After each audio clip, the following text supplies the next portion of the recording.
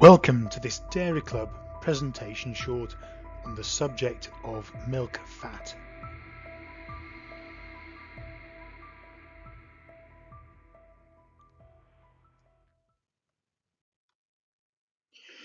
So milk fat, look, we're going to be covering a number of topics on milk fat. Obviously it's a short, so we're not going to be going into too much detail. First part, we're going to look at getting fat and being happy. So milk fat has got a value. What is that value? What is the cost of creating more milk fat, and does it leave a margin? How do we get milk fat, and what is the process? We're going to look at the cow, we're going to look at the diet, we're going to look at how that whole process works. And we're also going to look at how we track fat. So what are we aiming to achieve, and how do we work out what's going well and not so well when we're looking at milk fat? So to start off with, if you want to head to the Dairy Club website, there's a calculator on there for calculating milk price based on the components. So if you will look at on the right hand side there, that's the calculator you'll see on the site. There's two different situations there, a current and a desired. We're going to look at getting 0.3% more milk fat on the desired, and that's worth nearly a penny a litre, which is well worth getting. Now that fat has got a value on a component basis if you're on a manufacturing contract, but other contracts also have a minimum fat percentage, and then that has got a penalty applied to it if you drop down below that. So there's a value as well. Feeding for fat has to have a return on investment, so it's not for free. So we need to make sure that if we are using things like protected fats or particular additives in the diet, that whatever it costs us, you can use the calculator to put that cost in, but it's still leaving a decent margin. We've also got to look at that some of the fat comes from body reserves in the cow. We've got to avoid using too much of that because we're likely going to need some of that later on through the lactation. So if we look at this snapshot of a wide range of black and white herds, if we look at the ones that are achieving 30 litres, there's a heck of a range there. So we go at the bottom 3.6% fat, and at the top we're doing 4.3%.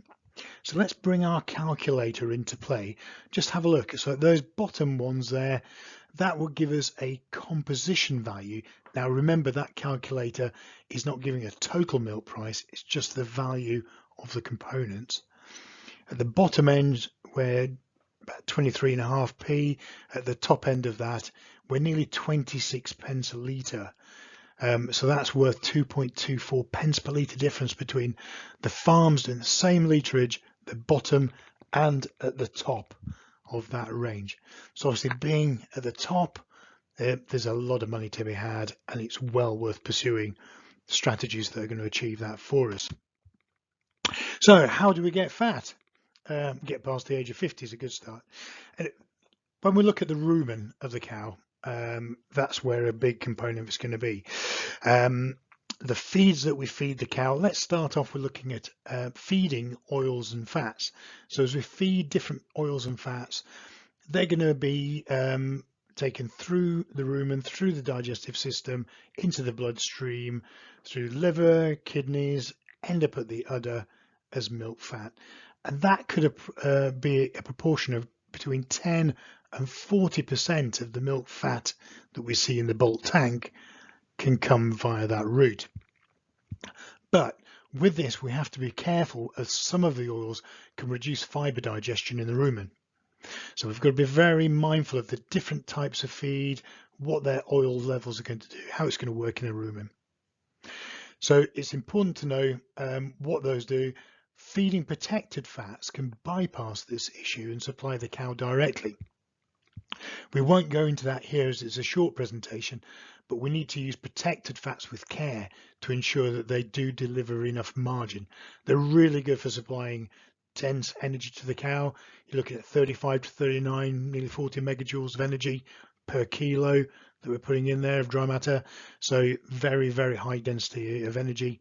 Also can provide some more milk fat, but does it pay?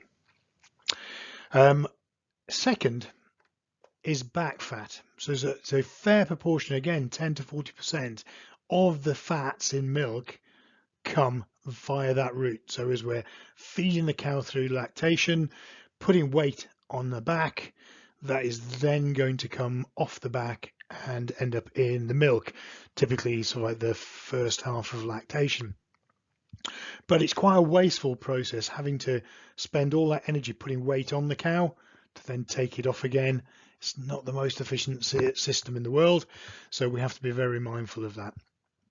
And it can cause us quite some difficulties throughout lactation. Lastly, in delivering us a whopping big 50% of the components to make milk fat, is the process of digestion itself. So as the microbes digest down through those fiber fractions within the diet, they release a couple of fatty acids, acetate and butyrate. A good way to think about these is like little building blocks, like Lego. So very small chain fatty acids, very small, like 4 carbon chain lengths. They're like little Lego blocks.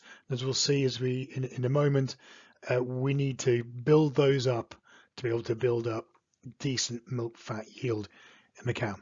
So those are the 3 main mechanisms that we've got for growing milk fat, and it's important to understand what each of those do. Quick look at the major fatty acids in milk.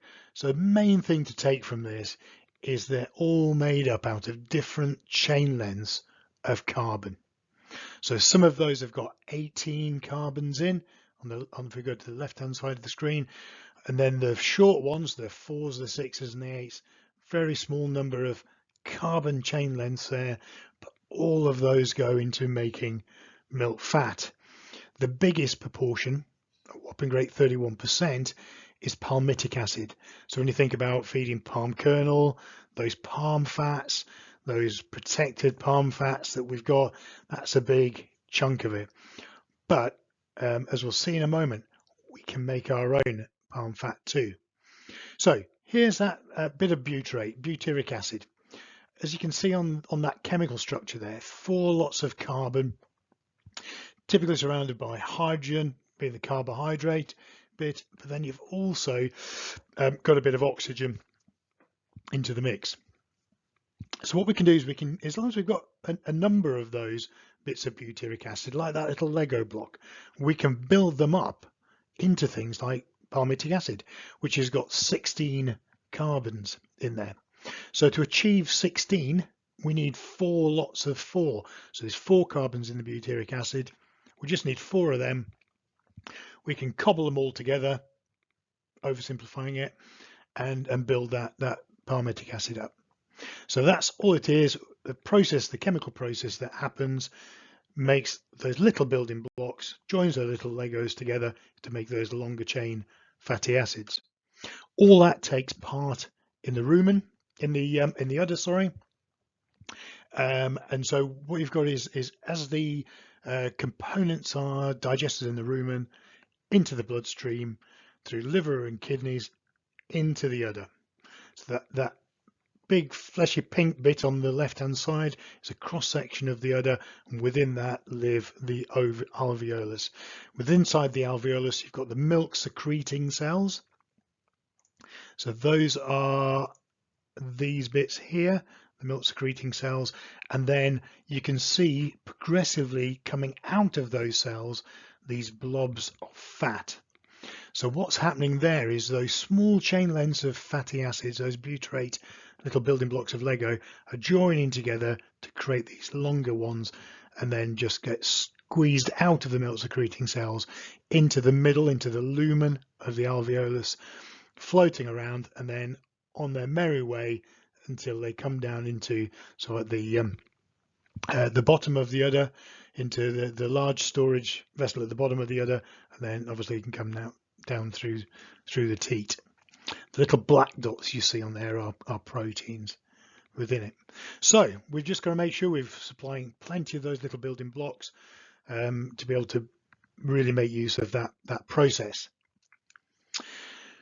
We've got a little bit of a quirk in the system, though. Some of the fatty acids, the longer chain fatty acids, can reduce fat synthesis as part of that mechanism. So within those milk secreting cells, it can all go horribly wrong with a particular makeup of these carbon chain lengths. So if we take something like linolenic acid, it's got these 3 bonds of double bonds of carbon, which is where that 3 comes from. Now, if you put that into the rumen, a little marvelous like little bacteria are going to try and break it apart because they really don't like some of these acids, so they break them apart to make them less harmful. So that 18,3 will end up being 18,2 because it'll break one of these bonds off. Now, there's nothing wrong with that 18,2, but it could end up as an 18,1. And where it depends where these double bonds are within this structure, because one of them, this C18-1 trans 10, and the 10 is just literally the number of joins along that's referring to, can turn milk fat off, and it acts like a key. So if you think about the shape of that, when it's inside that milk secreting cell, it acts like a key and just turns off milk fat synthesis. Not great when we're trying to get more milk fat. Back in the old days of milk quotas, yeah, brilliant, fantastic. But in these days when we're wanting more milk fat, then we really don't need that to happen. So what we've got to do is to make sure that the rumen is really breaking down these bonds. It's a process called biohydrogenation. So the bio is the bacterial bit, is the rumen microbes.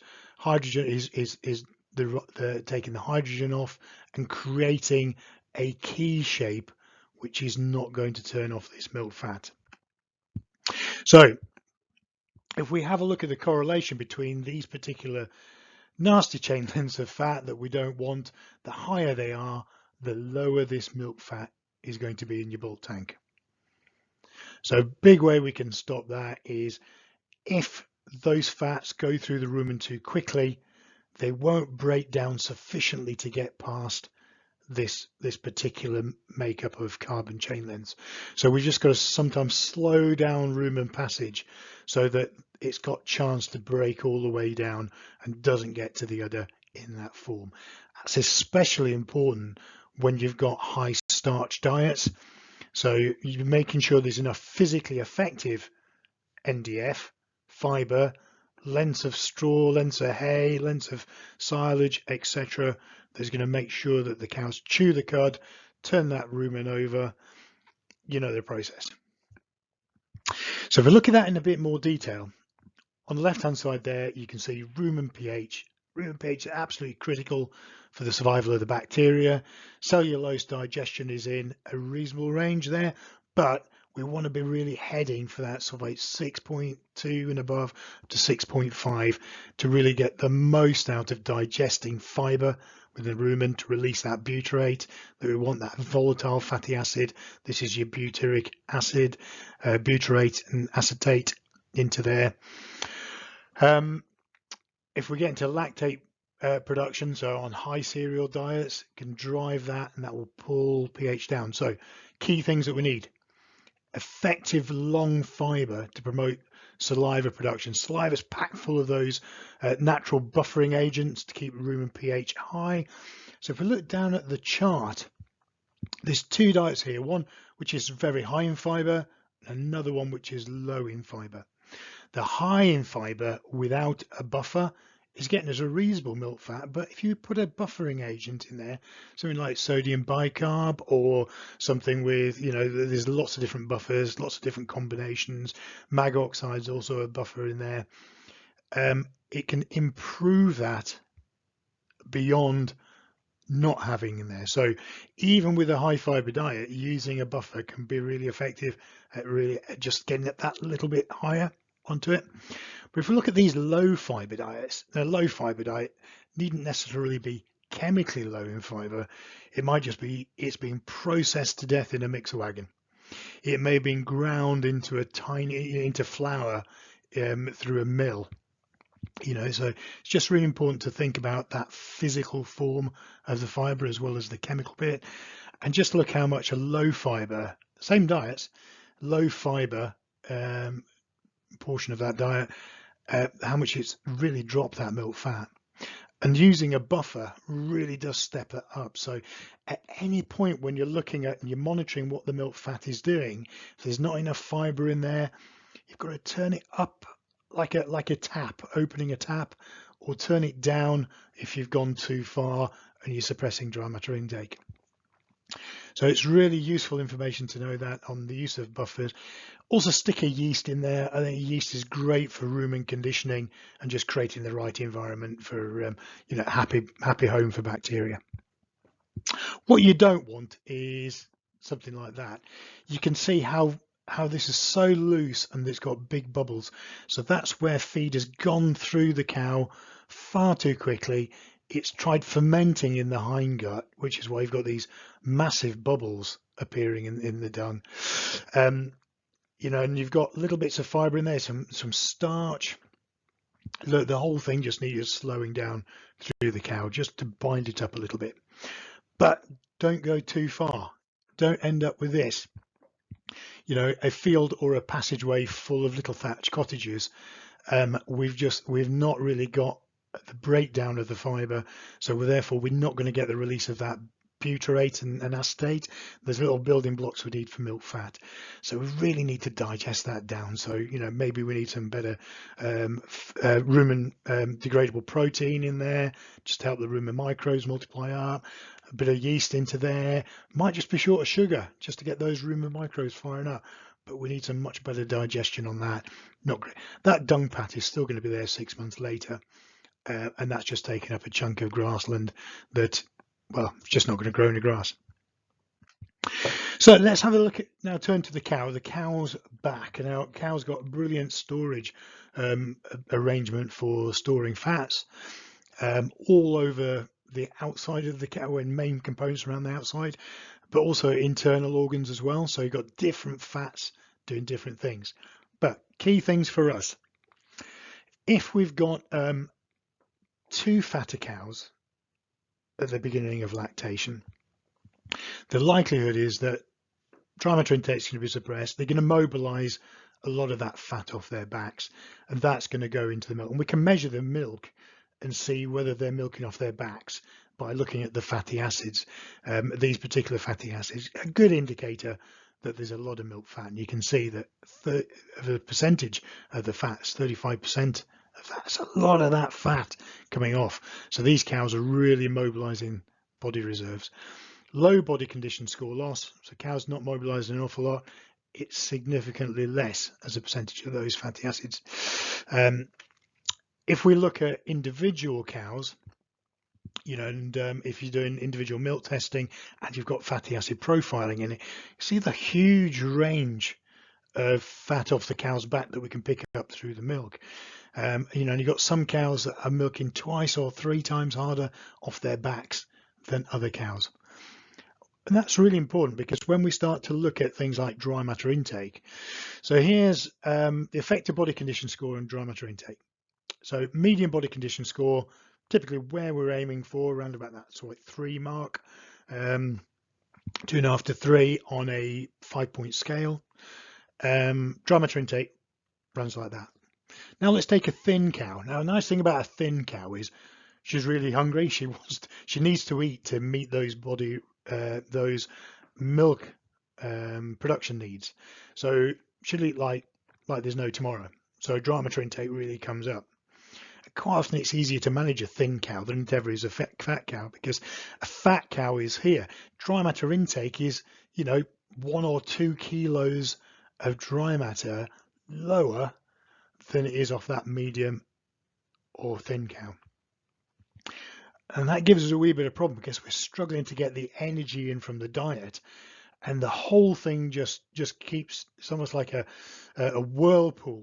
The less energy the cow's getting out of the diet, the more it has to draw it off its back, the more it suppresses dry matter intake. There's a component sat within milk fat called leptin, which is a hormone that just turns off dry matter intake. And so we really struggle to get, especially if we want to get good forage intakes, we just don't want fat cows mobilizing. Better keep the weight on them. So here's a picture of a liver. I love this picture of a liver. You can actually see the fat building up into it. You can also see where you've got a bit of necrosis coming into the liver, and the liver is such an important organ, really is. Do not underestimate how important the liver is in the cow. That's the main site of glucose synthesis. It's the main site of processing ammonia out of the rumen and converting into the much less toxic urea. So the more we've gummed up that liver by shoving it full of fat, by mobilizing that body reserves, the less efficient these cows are going to be. So here's a good bit of data showing this. So we've got cows at pretty much where we're looking for body condition score wise, and a little bit chubbier, quite a bit chubbier. And we look at that change in body condition score now. So we've got a massive drop here with these ones. And when we look at how much fat is in the liver, at week 1 post calving, there's twice as much fat in that liver. Now you think about the process the liver's got to do. It's almost like taking the air filter out of your tractor, covering it with lard and putting it back into your tractor. It's not going to run particularly efficiently because it can't get that good mixture of air and fuel to run efficiently. And the liver really needs to be running efficiently. If we look by week 4, yeah, so some of that has gone, but not an awful lot. But you look at this animal that is at the right body condition score, eating plenty of dry matter, getting energy from the diet, the liver's pretty healthy. All right, dry matter intake, we're 2 kilos down on this chubby old girl, and milk yield isn't as good either. More likely to get mastitis, more likely to be lame, more likely to get other diseases. So it really isn't worth having those really fat cows mobilizing body condition down. So we have to be careful if we're trying to get milk fat. Don't go chasing it through fat cows. That's the basic message there. So cows here in a nice field of buttercups, not going to help you butter fat. So that's not what we're looking at here. We're looking at how we're going to track fat.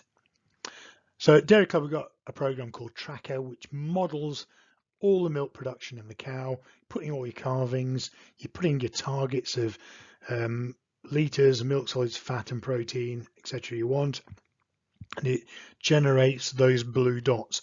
Each one of those is a week. So this is a spring calved herd.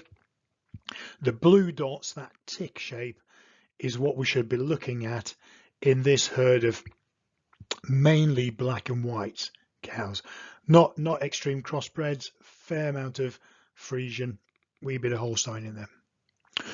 So we can see that, that at the beginning of lactation, at this point here, we've got much higher milk fat than the prediction.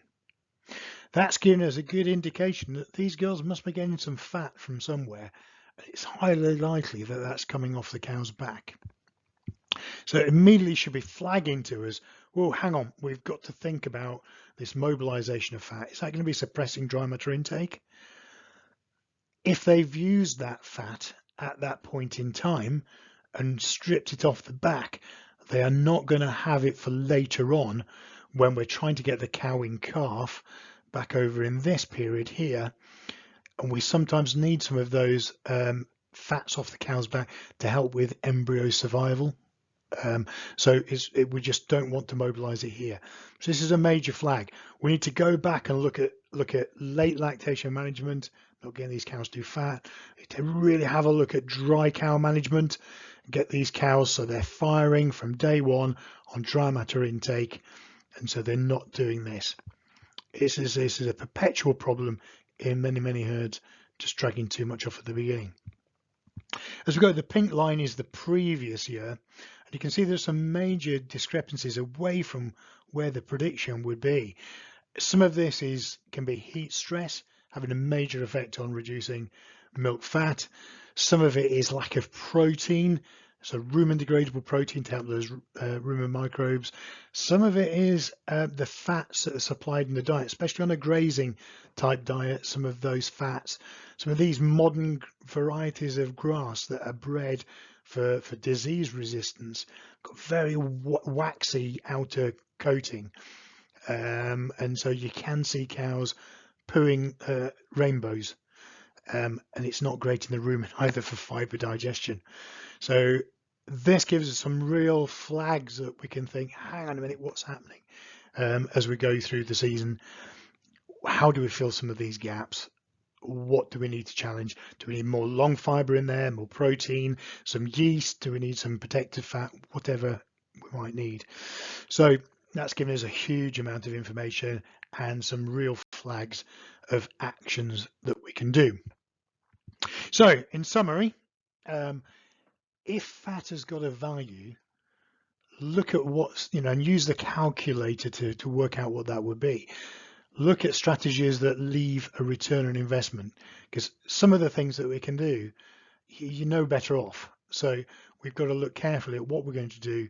Does it actually make us any money to run down that road? Focus on rumen health and stability. Look, that's a life lesson anyway. It's an absolute must. That amount of long fiber that we have in the rumen is absolutely critical. Play around with it like a tap, as I said earlier. Turn it up, turn it down, never turn it off. Just make sure you modulate it depending on what results you're getting. Evaluate the use of dietary fats. So you got things like distillers grains and things. You've got some fat in. You've got palm kernel to use as fats. There's a whole range that you should look at in the diet. Don't go too far with it. It's Goldilocks principle applies. Get it just right.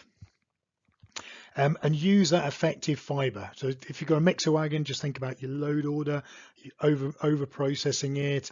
Watch the cows chewing the cud. Look at the dung. Use it as your measure. You can get really crazy with looking at numbers on ration programs. Ultimately, it's about observing the cow, looking at the poo, look at the diet. Does it need a bit more water in there just to keep all, stop the sorting?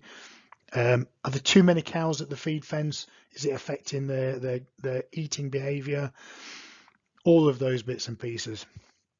When you're grazing cows at grass, is it the palatability of the grass? Are they eating the whole lot of the grass, or are they just biting the really digestible tips off? That's never going to get you fiber in the diet. Have a strategy to manage body condition. The best thing to do is just go for gold all the time. Don't want fat cows, really don't want thin cows either. Let's just get that right and focus on it. The last 100 days of lactation, dry period, away we go. And track fat closely and adjust the ration to suit. Just gonna be on the ball all the time. So there we are. So that's a quick run through on milk fat. Obviously, there's a heck of a lot more involvement behind the scenes on how milk fat really works, but those are the key components. Hope that's been helpful, and thank you very much for listening. Do go onto the Dairy Club website, become a member. We'll be doing some nutrition workshops where you'll be able to come along and with a copy of a ration program for you to use, and you'll be able to put all of this in practice. Drop a direct message through the contact form if you've got any real problems currently, but hope that's been of use. Thank you very much.